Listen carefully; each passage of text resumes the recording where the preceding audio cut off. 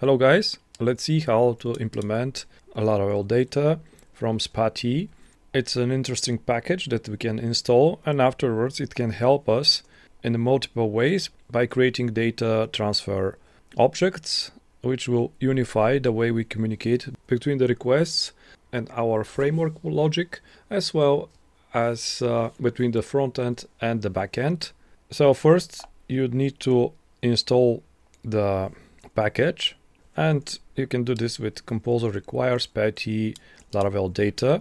Then you can push the configuration files in order to be loaded by the Laravel data service provider.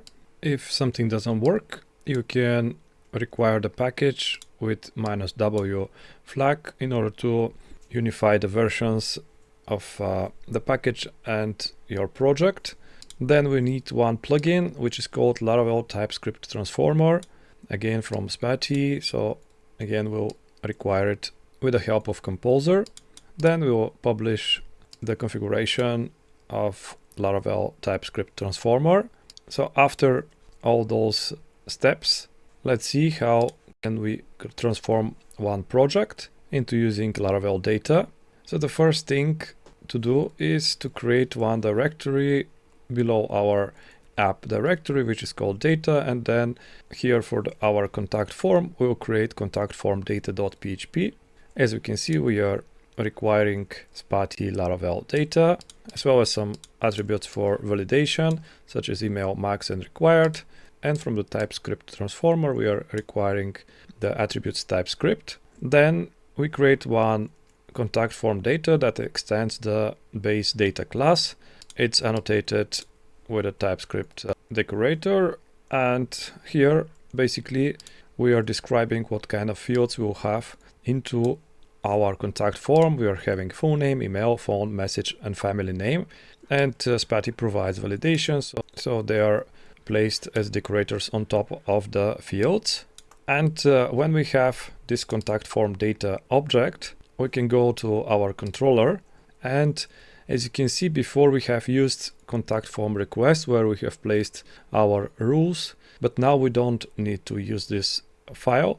We'll use our newly created contact form data, and in the index method we can render our contact form, and we'll pass as a property form data, which will be empty object created from this class.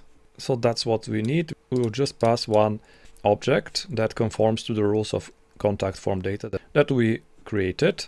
On the function submit, we don't need any more contact form request data, and we'll be replacing it with contact form data.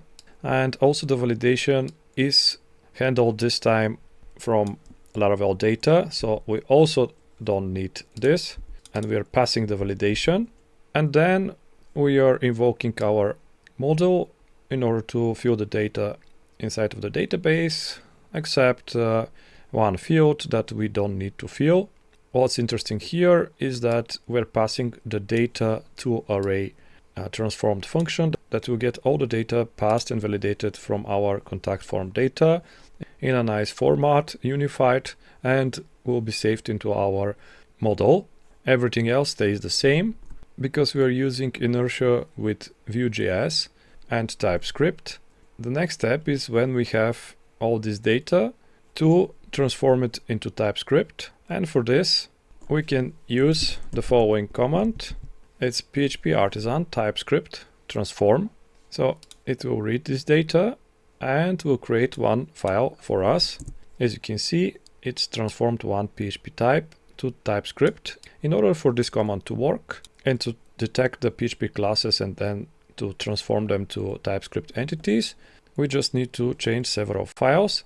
One of them is under the config directory TypeScript transformer.php, and here under the section transformers we need to have those two lines. One is for transforming the enums, so we are requiring the enum transformer to be instantiated, and the other is to include the support for TypeScript data transformer. All right, those are the two changes inside of the transformers array that will enable us to run the command. So once again, we can run it, PHP artisan TypeScript transform, and we see the generated file. So if we go under resources types and then generated.d.ts, we'll see that this CLI function has created for us this namespace and this type contact form data, which is actually what we have in the DTO. All right. So when it's created, we should be able to use it in our Vuejs form. So we go to the form, and in order to use it first in our TypeScript config, inside of the include section here at the bottom, we should include the generated type from the CLI command. So I'm adding this line here. This will help us because right now, if we go to the form, we can define one property, props, which will be for the incoming data to Vuejs, and we will define our form data to be of type app data contact form data. And if you remember, app data contact form data is actually the path here. So we have the namespace app data, and then we have contact form data. This means that the incoming parameters from the Laravel backend will have to conform to this type.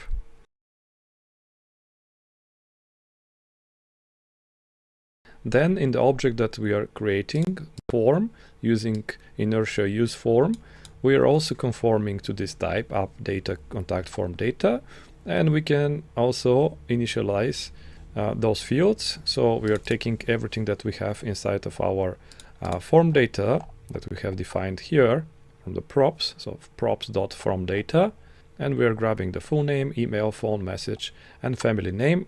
If they don't exist, we are also providing a fallback of empty values. Now the interesting part why we did all this transformation is because if I go right now into the contact form data DTO object and change, for example, the message to message 1, and if I save and go and again generate this helper for the TypeScript, immediately I'll see that the message will not be accepted, so I need to change the attribute into its correct version. So this helps quite a lot when we are working between the backend and the front end. All right, this is one of the benefits. Of course, you can use this command and automate it. So whenever you're saving a file, immediately those transformations to be applied. That was on how to use the basic features of laravel-data package. Of course, you can read the documentation and see what other wonderful things this package offers. All right, I hope you enjoyed the tutorial, and if you would like to learn more, you can subscribe to the channel. Thank you.